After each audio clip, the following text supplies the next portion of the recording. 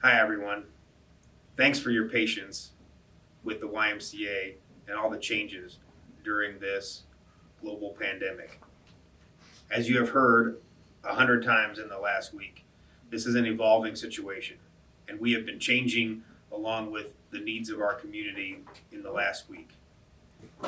Each time we have made an adjustment to our schedule or programs or closings, we have put a lot of thought and time and effort into that decision.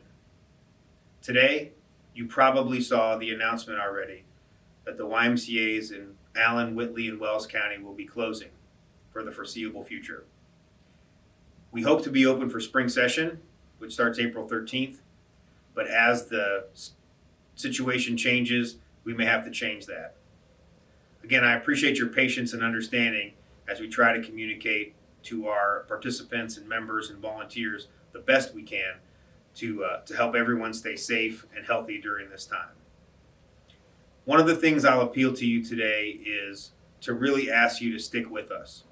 And although our facilities will be closed and programs and classes will be canceled, we have an entire line of virtual services that we want to share with you in the letter that you would have received today as a member. That information is also on our website, and we encourage you to go there to see what we do have in store for these weeks that we're going to be closed. Not only do we have services and programs that we want to offer you and your family as members of the Y during this time, but we also have work we're doing in the community that's going to help us stay relevant and work closely with neighborhood partners to help meet needs during this critical time. One of those things is an opportunity to do some community service around food insecurity for children who are not able to go to school and get 2 meals a day through the lunch programs. We're working with some volunteer organizations and churches to help provide some volunteers and supplies for those programs. Additionally, today, we have a conversation with the health department and a number of other providers to look into how we can provide emergency childcare for healthcare workers in our community. That opportunity is not finalized yet, but we think we're going to come up with a good solution so that as there is a surge of new cases, our hospital workers will be able to continue to attend to everyone's health needs. Lastly, some of our services will continue. We're going to be doing extra maintenance projects and cleaning projects at our facilities. We want to be ready for a great spring and summer, and we can get some of this work done in small groups before you return to the Y. Additionally, our youth services branch, which is the social service branch of the Y, will continue to do truancy hearings for kids that have been in trouble at school so we can help them get to graduation.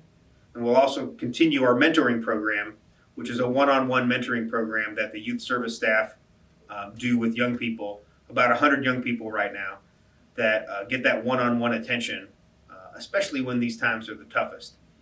Many of these families are already struggling with basic needs, and we can help support those families by helping their kids see a brighter future through this mentoring program. So although the doors are closed, the important thing to remember about the Y is we're so much bigger than just that building. The building is a tool for us to provide people with programs and services. But the last letter in YMCA is A, and that stands for association. One of the things we are, above all else, is a group of people, a group of like-minded people doing good things in the community. And you, as a member of the Y, have more than just an access pass to a building. You have the opportunity to belong to something bigger than yourself. So the Y is still working in the community. We're still connecting you, your families, your kids, your neighbors with good activity, albeit virtually. And we really want to encourage you to stick with us during this time. We know that some people are going to have to cancel their membership, and we know that the financial hardship of that is real. But for those of you that can stay with us, I want you to know that we're going to continue to maintain facilities, employ as many of our staff as we can, and still serve the community in big ways. And by sticking with us, you're helping us get that job done. So, thank you very much for your patience. Thanks again for understanding the situation that we're all in. And I'll see you back at the Y soon. Thanks.